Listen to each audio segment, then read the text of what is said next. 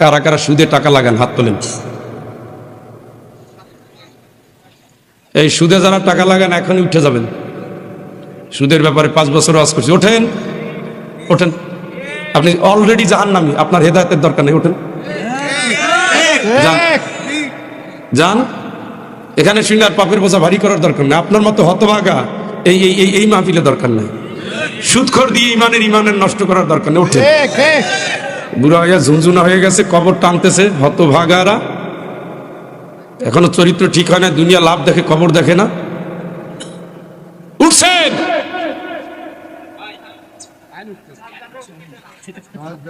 আপনারা চিনেন না যে আপনারা টাকা দিছে সুদে, ওটা ধরেন।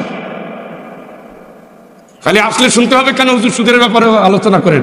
এটা কি হিন্দু, এটা বিশ্বাস মুসলিম পাড়া। আপনার সুদ করান ওই বাজার ওই পাশে যান, যান। আমি প্রতিবার আসলে একবার ঘুরে আসি। আপনি যান, ওইখানে বাড়ি বানান, ওদের সাথে যোগ দেন। ওরা সুদকে সুন্নত মনে করে, আপনিও সুন্নত মনে করে চালাই যান। সুদ খাওয়া সুন্নাত না কবিরা গুনাহ?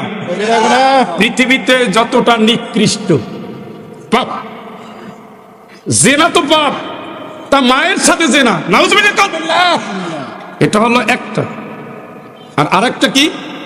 ফাযানু বিহারবিন মিনাল্লাহি ওয়া রাসূলিহি। এই হতভাগা, আল্লাহ রাসূলের সাথে যুদ্ধ করছিল আব্রাহা, পারছে? পারছে? তুমি চান্দু, তুমি পারবা? তোমার জন্য মসজিদের কোনা খাটিয়ে আছে, সোনা, উঠবা না? সুদের টাকা দিয়ে কাফনের কাপড় হবে। বেঈমান, ওটা বেঈমান, ওটা জাইন না শুনে পাপ করলে বেঈমান, নিকৃষ্ট বেঈমান। মসজিদে খাটিয়ে দেখে প্রতিদিন, হুশ হয় না। মানে তামাশা করে টাকা সুদে লাগান।